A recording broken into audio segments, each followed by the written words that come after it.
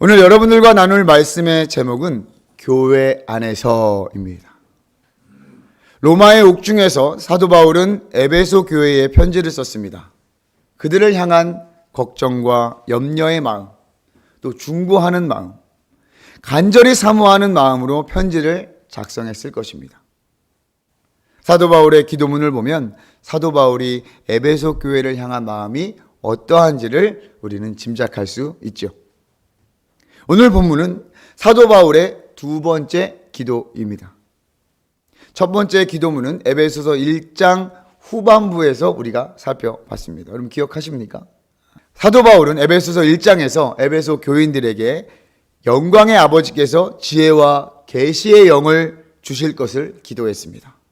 그리고 마음의 눈을 밝혀주셔서 부르심의 소망과 기업의 영광과 풍성함, 그리고 우리에게 베푸신 능력의 크심을 알게 하시기를 기도했습니다. 에베소서 1장 17절부터 19절의 내용이죠. 이제 다시 사도 바울은 에베소 교인들을 위해서 이렇게 기도하고 있습니다. 먼저 아버지께 무릎을 꿇고 비노니. 할렐루야. 사도 바울의 기도문을 통해서 우리가 확실히 알아야 할 것은 기도의 대상이 명확했다는 것입니다. 사도 바울은 아버지께 기도했습니다. 우리의 기도 역시 하나님 아버지께 기도하는 것입니다. 올바른 기도는 성령에 의하여 성자 예수님을 통해 성부 하나님께 하는 것입니다. 예수님께서도 그렇게 기도하셨죠. 하늘에 계신 우리 아버지여. 자, 그럼 그 아버지는 어떠한 아버지시냐? 14절과 15절을 오늘 본문 다시 한번 읽어볼까요? 14절과 15절입니다. 이러므로 내가 하늘과 땅에 있는 각 족속에게 이름을 주신 아버지 앞에 무릎을 꿇고 비노니. 하늘과 땅에 있는 각 족속에게 이름을 주신 하나님 아버지. 자, 한국어에서는 각 족속에게라고 번역이 되어 있지만 원어에 더 가까운 의미는 온 족속에게입니다. 뭐 좀 비슷하긴 하지만 조금 의미가 다르죠. 자, 우리 하나님은 하늘과 땅에 있는 모든 족속에게 이름을 주신 하나님 아버지입니다. 이것은 창조주의 역사를 의미합니다. 이 세상을 창조하신 하나님 아버지. 그 아버지께서는 유대인은 물론 이방인들도 창조하셨고 예수 그리스도인의 이방인들과도 관계를 다시 회복했습니다. 그리고 성령으로 유대인과 이방인들을 하나로 만드셨어요. 그 내용이 바로 우리가 살펴본 2장과 3장의 내용이에요. 에베소서. 그것을 기초로 사도 바울은 이 모든 민족을 아우르고 창조하신 하나님 아버지께 기도하고 있는 것입니다. 어떻게 기도하고 있습니까? 무릎 꿇고. 온전한 순종과 복종을 의미하는데요. 자, 우리 한국인들은 이 바닥에 앉아 있는 그런 좌식에 익숙해서 어릴 적부터 기도할 때는 무릎 꿇고 기도하는 것이 당연했습니다. 그렇죠, 여러분? 여러분 다 그렇게 배우셨죠? 하지만 유대인들은 그렇지 않습니다. 유대인들은 대부분 서서 기도합니다. 서서. 누가복음 18장에 세리와 제사장이 와서 기도하는 모습을 여러분 보시면 제사장은 앞에서 서서 이렇게 두 손 들고 기도를 한단 말이에요. 사도 바울이 무릎을 꿇고 기도한다? 이것은 어떻게 보면 좀 그들에게 좀 익숙하지 않은 그런 내용들입니다. 자, 물론 예수님께서 겟세마네 동산에서 무릎을 꿇고 기도를 하셨죠. 그런데 말씀을 준비하면서 이런 무릎을 꿇는 표현을 좀 찾아봤습니다. 그런데 정말 재미있게도 사도 바울은 이전에도 무릎을 꿇고 기도한 적이 있더라고요. 그게 언제냐면 사도행전 20장에서의 일입니다. 사도행전 20장 36절을 같이 한번 읽어보겠습니다. 시작.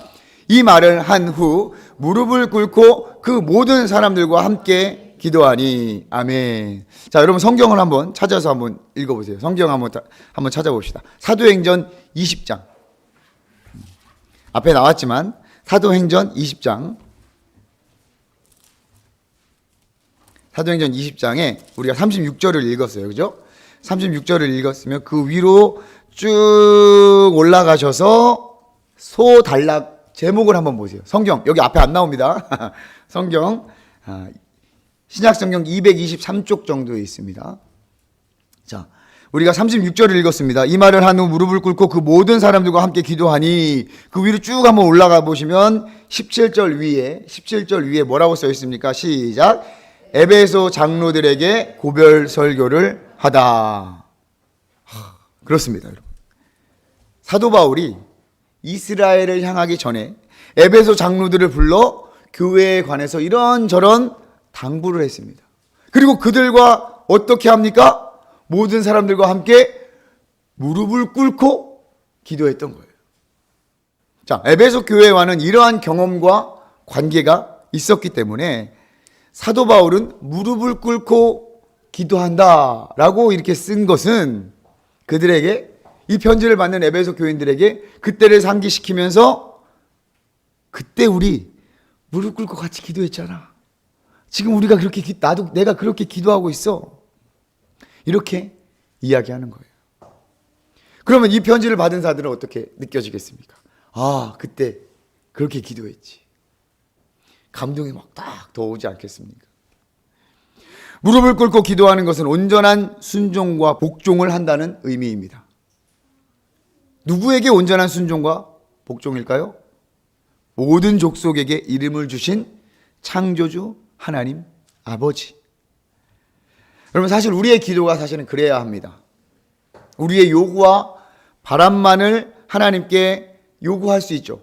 굉장히 기초적인 기도를 할 수 있습니다. 그러나 우리의 기도는 예수님께서 겟세마네 동산에서 본을 보이신 것과 같이 해야 합니다. 나의 원대로 마시옵고 아버지의 원대로 하옵소서. 하나님을 나의 뜻대로 설득하는 것이 아니라 나의 뜻이 하나님의 뜻에 설득당하는 것이 올바른 기도의 태도입니다. 사도 바울은 그렇게 에베소 교회를 위해서, 그리고 그들을 위해서 기도하고 있는 것입니다. 자, 바울이 에베소 교회를 위한 두 번째 기도의 제목 중에 첫 번째 제목은 16절에 속사람을 능력으로 강건하게 하시오며입니다. 속사람을 능력으로 강건하게. 자, 우리의 속사람은 언제든지 의욕을 잃고 낙심할 수 있는 위험에 늘 처해 있습니다. 마음먹은 대로 잘 되지도 않죠. 우리의 마음이 갈팡질팡합니다. 오늘 다르고 어제 다르고 매 시간 달라집니다. 화장실 들어갈 때 다르고 나올 때 다르고. 그래서 잠언은 뭐라고 권면합니까? 무릇 지킬 만한 것보다 내 마음을 지키라라고 권면하기도 하죠. 자, 속사람을 강건하게 한다는 것을 조금 이해하기 쉽게 저는 이렇게 말하고 싶습니다. 마음을 새롭고 강건하게 하옵소서. 우리의 마음은 어떠한 자기개발 프로그램이라든지 또 자존감 관리, 또 마음 이해, 또 마음 훈련, 이런 것 등으로 새롭게 되거나 강건해지는 것이 아닙니다. 우리의 마음, 우리의 속사람은 오직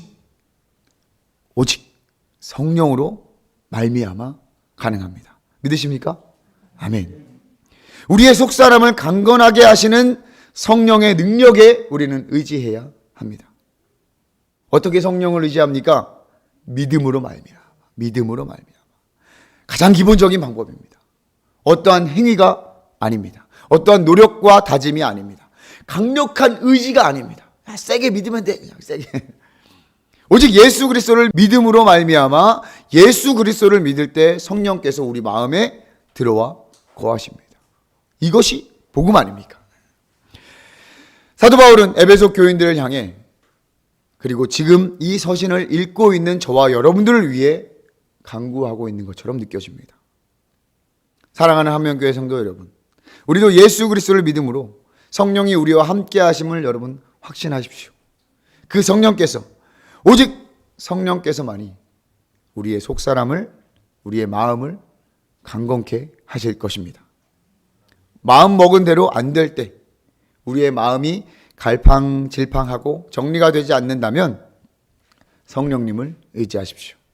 내 안에서 역사하시는 성령님의 도움을 의지하십시오. 가장 안전하고 정확합니다. 이어지는 사도 바울의 기도의 제목은 그리스도의 사랑을 알게 해달라고 기도합니다. 참 큰 담론입니다. 사랑. 너무나도 중요한 이 사랑. 특별히 사도 바울은 에베소 교인들이 그리스도의 사랑을 알게 해달라고 기도하며 이렇게 기도합니다. 너희가 그 사랑 가운데 뿌리가 박히고 터가 굳어져서. 할렐루야. 자, 뿌리가 박힌다는 것은 생명과 연관이 되어 있죠. 시편 1편에서 말하는 시냇가에 심은 나무처럼 말이죠. 뿌리가 잘 박혀야지 열매도 잘 맺습니다. 건강하니까요. 터가 굳어진다는 것은 건축과 관련된 비유입니다. 하나의 건물이 되어가서 지어져 가는 그런 교회 공동체에게 꼭 필요한 거예요. 든든한 반석. 예수님께서도 이러한 말씀을 하셨죠. 너의 집을 어디에 세우라? 반석 위에 세우라. 든든한 터가 그 건물을 튼튼하게 지탱하죠. 뿌리가 박히는 힘, 그리고 터가 굳어지는 힘. 그 힘이 무엇입니까, 여러분? 바로 그리스도의 사랑입니다. 유대인뿐만 아니라 이방인도 똑같이 사랑하신 그 사랑. 오직 믿음으로 말미암아 구원하신 그 사랑. 이 사랑은 아무런 조건이 없는 아가페 사랑이었습니다. 놀라운 것은 이 사랑이 지금도 우리에게 향하고 있다는 사실입니다. 그 사랑으로 저와 여러분들도 이렇게 믿음 안에서 뿌리를 내리고 터가 굳어지고 있는 것 아니겠습니까? 사도 바울은 에베소 교인들이 이 사랑을 알기 간절히 바랬습니다. 그런데 이 사랑을 알려면 혼자만은 알 수가 없습니다. 18절 한번 말씀 보세요. 18절. 같이 읽겠습니다. 18절. 시작. 능히 모든 성도와 함께 지식에 넘치는 그리스도의 사랑을 알고. 아멘. 능히 모든 성도와 함께. 이 모든 성도는 유대인만 의미하는 게 아니죠. 에베소 교회에 있는 이방인들도 마찬가지입니다. 교회 공동체 모든 성도가 함께 알기를 기도하고 있습니다. 사랑은 혼자 하는 것이 아니니까요. 분명한 대상이 있습니다. 설령 그 대상이 그를 향한 사랑을 못 알아차릴지라도 사랑은 그 대상을 향해 흐르게 됩니다. 조건 없이, 대가 없이. 그것이 아가페 사랑이죠. 하나님께서 우리를 먼저 사랑했다고 성경은 말합니다. 유대인이든 이방인이든 하나님께서 그들을 먼저 사랑하셨습니다. 그 사랑으로 그리스도 안에서 교회 공동체로 뿌리내게 하시고 터를 든든하게 하여 하나의 건물로 세워가시는 거예요.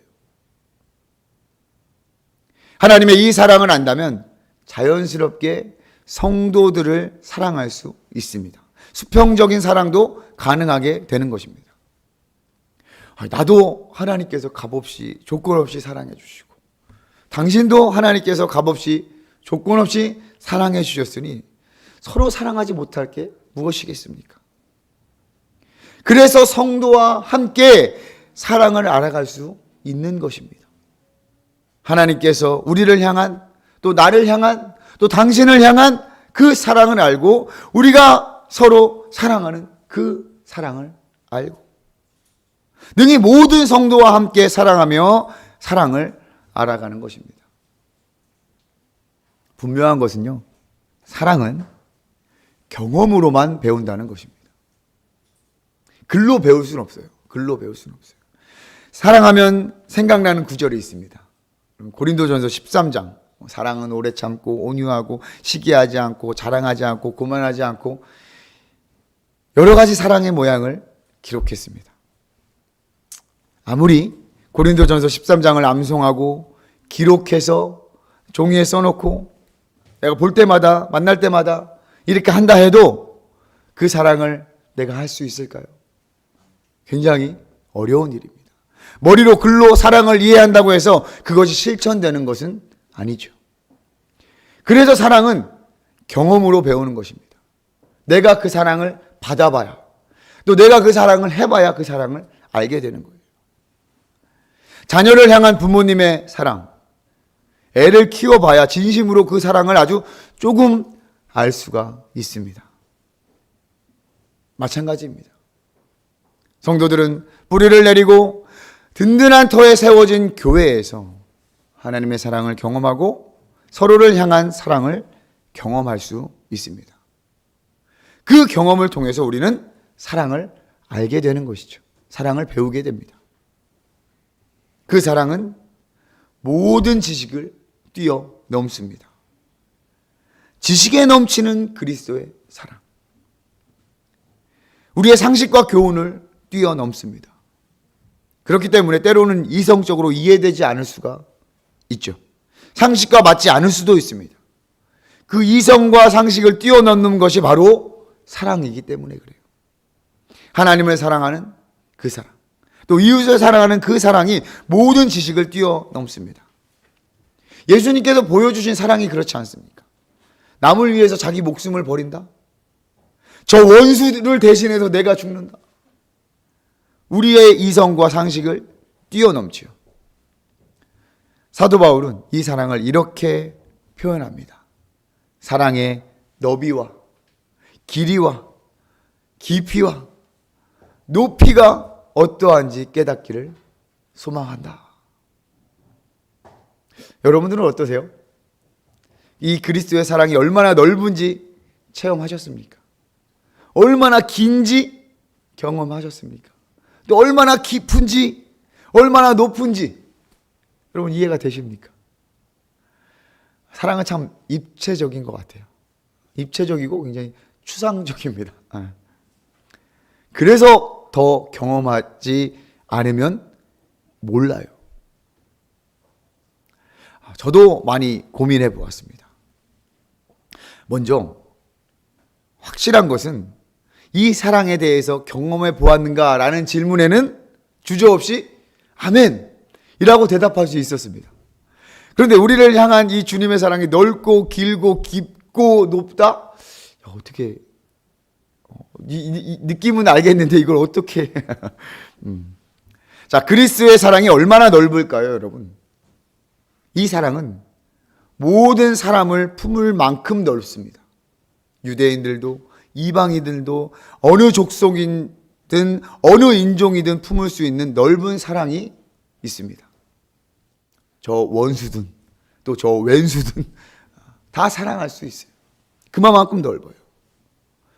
그리고 이 사랑은 태초부터 지금까지 그리고 앞으로도 영원히 이어질 만큼 긴 사랑입니다. 그리고 어떠한 장벽도 돌아 넘어갈 수 있는 그런 긴 사랑입니다. 이 사랑은 우리 마음속의 모든 필요와 우리 마음속 깊이 있는 상처와 심지어 죄까지도 닿을 수 있는 깊은 사랑입니다. 마지막으로 이 사랑은 우리를 하늘 보좌 그 높은 곳까지 이룰 수 있게 하는 주님의 사랑인 줄 믿습니다. 할렐루야. 여러분 이 사랑을 경험하지 않으면 몰라요. 사도 바울이 간절히 바라는 것과 같이 에베소 교인들뿐만이 아니라 교회 공동체로 모인 곳에서는 반드시 능히 모든 성도와 함께 알아야 할 것입니다. 아무쪼록 우리 한명교회에서도 이 사랑을 경험하고 알아가기를 주님의 이름으로 축복합니다. 할렐루야. 사도 바울의 마지막 기도는 충만하게 하옵소서입니다. 하나님의 모든 충만하신 것으로 충만하라. 19절에 보세요.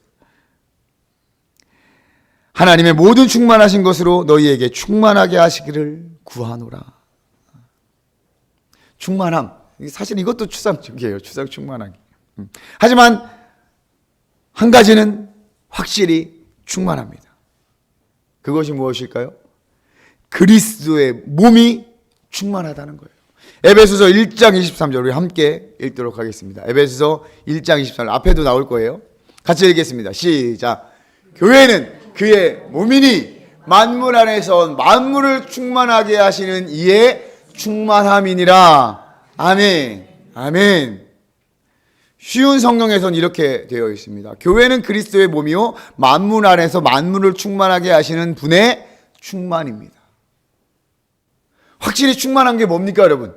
그리스도의 몸, 곧 교회입니다. 여러분 믿으십니까? 아멘.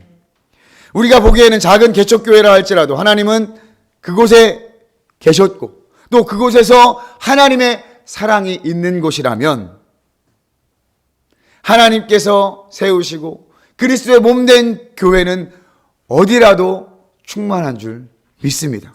할렐루야. 그래서 우리는 이 하나님의 충만함은 교회 안에서 경험할 수 있는 거예요.